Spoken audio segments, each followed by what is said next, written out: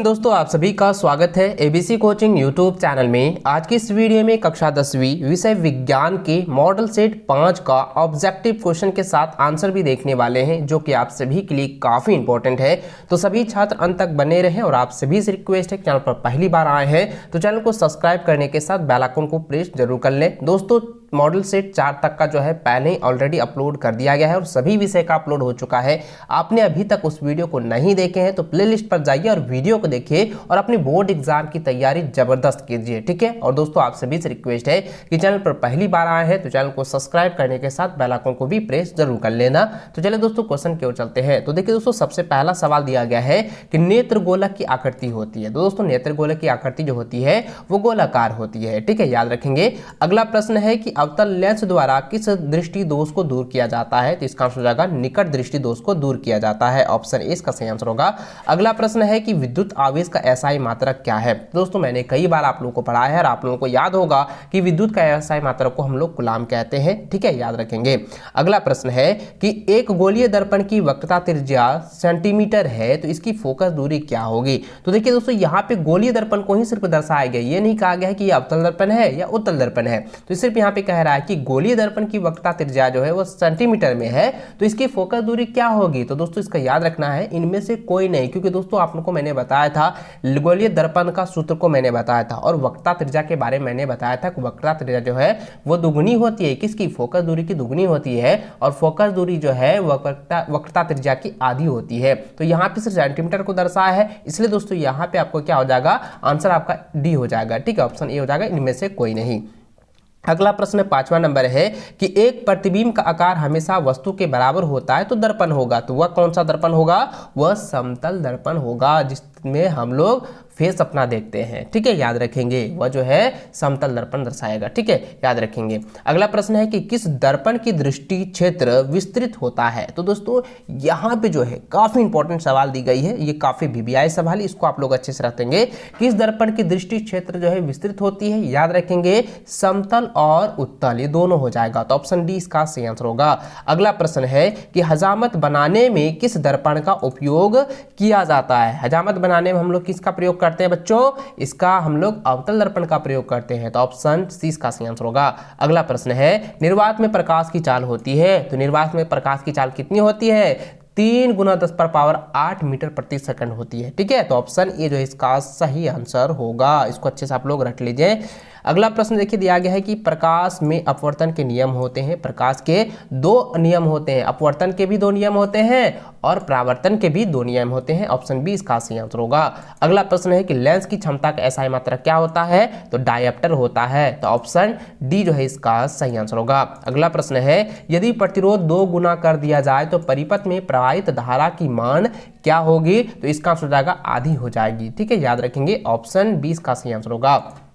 अगला प्रश्न है विद्युत धारा उत्पन्न करने की युक्ति को कहते हैं। तो दोस्तों यहाँ पे ध्यान दीजिए, मैंने आपको विद्युत धारा प्रभाव चैप्टर में मैंने आपको बताया था कि जिस विद्युत जनित्र से, जिस यंत्र से जो है विद्युत धारा उत्पन्न होती है तो उसको हम लोग क्या कहते हैं, और जिस विद्युत धारा में जो है विद्युत धारा को जो है यांत्रिक ऊर्जा में बदलती है उसको हम लोग क्या कहते हैं, उसको भी मैंने आपको अच्छे से बताया है। और यहाँ पे सवाल पूछा गया कि विद्युत धारा उत्पन्न करने वाली युक्ति को, यानी कि विद्युत जनित्र जो है, यानी कि विद्युत जनित्र जो है ये क्या कर रहा है, डीसी को एसी में कन्वर्ट कर रहा है, ठीक है, यानी कि ये क्या हो जाएगा, ऑप्शन नंबर बी हो जाएगा सही आंसर, विद्युत जनित्र हो जाएगा, ठीक है, याद रखेंगे। अगला प्रश्न है कि विद्युत धारा उत्पन्न करता है। तो विद्युत धारा जो उत्पन्न करता है क्या करता है, विद्युत धारा जो है विद्युत चुंबकीय क्षेत्र उत्पन्न करता है और विद्युत क्षेत्र भी उत्पन्न करता है। तो इसलिए दोस्तों यहाँ पे क्या हो जाएगा, ए और बी दोनों हो जाएगा। इसको ए और बी दोनों में आप लोग याद रखेंगे, विद्युत धारा जो है चुंबकीय क्षेत्र रेखा भी उत्पन्न करती है और विद्युत क्षेत्र भी उत्पन्न करती है, ठीक है, तो ए और बी दोनों हो जाएगा, ठीक है। अगला प्रश्न देखें, यहाँ पे दिया गया है कि रासायनिक अभिक्रिया में भाग लेने वाले पदार्थ को क्या कहते हैं। तो रासायनिक अभिक्रिया में भाग लेने वाले पदार्थ को हम लोग अभिकारक कहते हैं, ठीक है, ऑप्शन ए। अगला क्वेश्चन है कौन सूर्य प्रकाश के प्रभाव को अपघटित हो जाता है। तो कौन सा जो अपघटित हो जाता है बच्चों, ये जो है कई बार एग्जाम में पूछा गया है, इसको आप लोग अच्छे से याद रखेंगे। इसका आंसर हो जाएगा AgCl, ठीक है, AgCl, ऑप्शन सी। अगला प्रश्न है वह अभिक्रिया जिसके घटित होने में ऊर्जा अवशोषित होती है उसे हम लोग क्या कहते हैं, उसको हम लोग उष्मा शोषी कहते हैं, ठीक है, करेंगे और ऑप्शन बी इसका सही आंसर होगा उस्मासोची। अगला प्रश्न है कि एक विलयन लाल लिटमस पत्र को नीला कर देता है, वह विलयन कहलाता है। तो वह कौन सा विलयन है? वह क्षारीय विलयन है। ठीक है, याद रखेंगे क्षारीय विलयन, ऑप्शन सी। अगला प्रश्न देखिए, यहाँ पे 18 नंबर दिया है कि सोडियम कार्बोनेट का सूत्र क्या होता है? तो सोडियम कार्बोनेट का होता है CO3 Na2CO3। तो ऑप्शन ए जो है इसका सही आंसर होगा। अगला प्रश्न 19 नंबर देखिए, दिया गया है धातु के ऑक्साइड की प्रकृति क्या होती है? तो इसका आंसर क्या हो जाएगा बच्चों? क्षारीय होती है, ऑप्शन बी। अगला प्रश्न है कि अम्ल जलीय विलयन में उत्पन्न करता है, तो यह H2 आयन उत्पन्न करता है। ठीक है, यानी H+ आयन उत्पन्न करता है, हाइड्रोजन आयन। ठीक है, ऑप्शन ए इसका सही आंसर होगा। अगला प्रश्न है कि कमरे के ताप पर द्रव धातु है, तो क्या है? यह पारा है। ठीक है, या पारा है। ठीक है, आप मरकरी कह सकते हैं, यानी कि Ag। ठीक है, ऑप्शन सी इसका सही आंसर होगा। अगला प्रश्न है चाकू से काटा जा सकने वाला धातु है, चाकू से काटे जाने वाले धातु को क्या कहते हैं? पोटेशियम कहलाता है। ठीक है, तो ऑप्शन सी इसका सही आंसर होगा। अगला प्रश्न है सीसा एवं टीन की मिश्र धातु को कहते हैं, तो इसका आंसर क्या हो जाएगा? देखिए, सीसा और टीन के मिश्र धातु को हम लोग सोल्डर कहते हैं। ठीक है, ऑप्शन सी इसका सही आंसर होगा। अगला प्रश्न है निम्न में से एल्कोहल प्रक्रियात्मक समूह का फार्मूला है, तो इसका आंसर क्या होगा बच्चों? आप मुझे कमेंट करके बताना, क्योंकि मैंने कई बार आप लोगों को बताया है। क्योंकि दोस्तों यहाँ पे क्या हो जाएगा? OH हो जाएगा। ठीक है, तो OH कहां पर है? तो देखिए, ऑप्शन ए में भी दिया है और ऑप्शन सी में भी दिया है, लेकिन आपको याद रखना है कि एल्कोहल प्रक्रियात्मक समूह में -OH होता है। ठीक है, याद रखेंगे OH। ठीक है, इसको अच्छे से आप लोग याद रखना। चलिए, अगला प्रश्न देखिए, 25 नंबर दिया गया है कि निम्न में से कौन सरलतम हाइड्रोजन है? तो क्या है सरलतम हाइड्रोजन कौन है बच्चों? देखिए, ये मैंने आपको जो है कार्बनीकरण चैप्टर में मैंने आपको बताया था संतृप्त हाइड्रोकार्बन, और संतृप्त हाइड्रोकार्बन में बताया था कि कौन सा जो है सरलतम हाइड्रोकार्बन में से एक है। तो दोस्तों इसका क्या आंसर क्या होगा? ये जो है हो जाएगा मीथेन। ठीक है, याद रखेंगे मीथेन। अगला प्रश्न है कि आधुनिक आवर्त सारणी में आवर्तक की संख्या होती है, तो आवर्तक की संख्या कितनी होती है?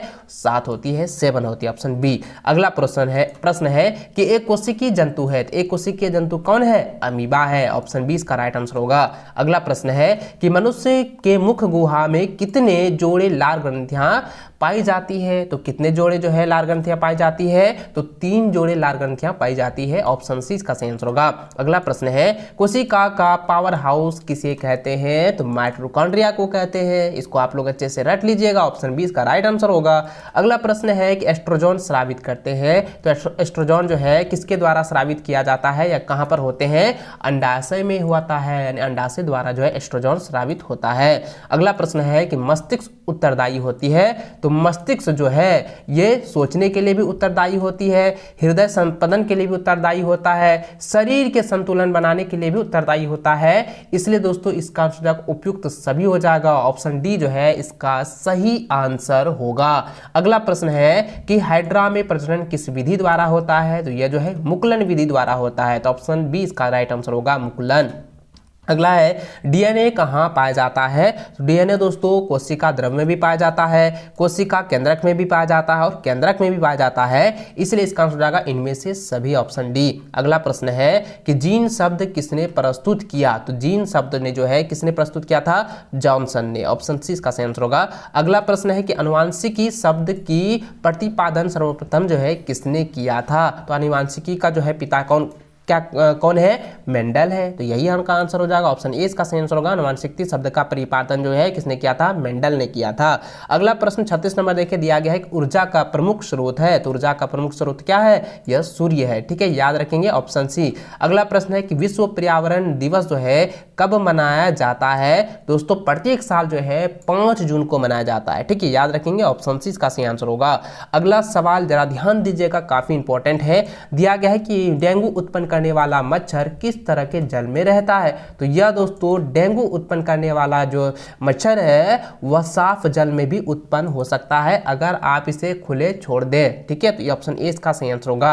अगला प्रश्न देखिए, दिया गया है 39 नंबर, निम्नलिखित में से या निम्नांकित में से नवीकरणीय संसाधन कौन है? तो नवीकरणीय संसाधन में आ जाएगा वन। ठीक है, यानी कि जंगल, ऑप्शन सी। अगला प्रश्न है कि वन्य प्राणियों के विलुप्त होने का मुख्य कारण क्या है? तो मुख्य कारण क्या है बच्चों? ये हो जाएगा नवीकरणीय। ठीक है, तो ऑप्शन सी इसका सही आंसर होगा। निर्वरणीयकरण, ऑप्शन सी इसका सही आंसर होगा। दोस्तों इस सेट में आप लोगों को 40 क्वेश्चन मैंने आपको ऑब्जेक्टिव बताए हैं। इन 40 ऑब्जेक्टिव क्वेश्चन का आप अच्छे से रिवीजन कर लीजिएगा और जितने भी मॉडल पेपर आए हैं उन सभी क्वेश्चन को आप अच्छे से रिवीजन कर लें, क्योंकि मॉडल पेपर से ही आपकी बोर्ड की परीक्षा में जो है 90% जो है एग्जाम में प्रश्न पूछे जाएंगे। तो इन सभी को आप लोगों को अच्छे से रिवीजन करना बहुत अनिवार्य है, आपके लिए काफी आवश्यक है। ठीक है, इसको आप लोग अच्छे से रिवीजन कर लें। और बच्चों आप वीडियो को लाइक अपने सभी दोस्तों के साथ शेयर करें और नीचे कमेंट बॉक्स में आप अपना प्यारा सा कमेंट जरूर कीजिएगा कि आपकी तैयारी कितनी हुई है और आप किस तरीके से तैयारी कर रहे हैं। ठीक है, प्यारा सा कमेंट जरूर कीजिएगा। मिलते हैं नेक्स्ट वीडियो में। वीडियो को पूरा देखने के लिए बहुत बहुत धन्यवाद। जय हिंद, वंदे मातरम।